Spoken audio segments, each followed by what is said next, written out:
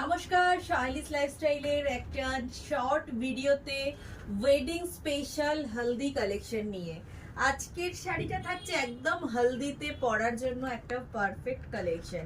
যদি মনে করো একটু তাঁত কটন থেকে বেরিয়ে একটা খাড্ডি পরবে, খাড্ডি সিল্ক, তো just go for this collection.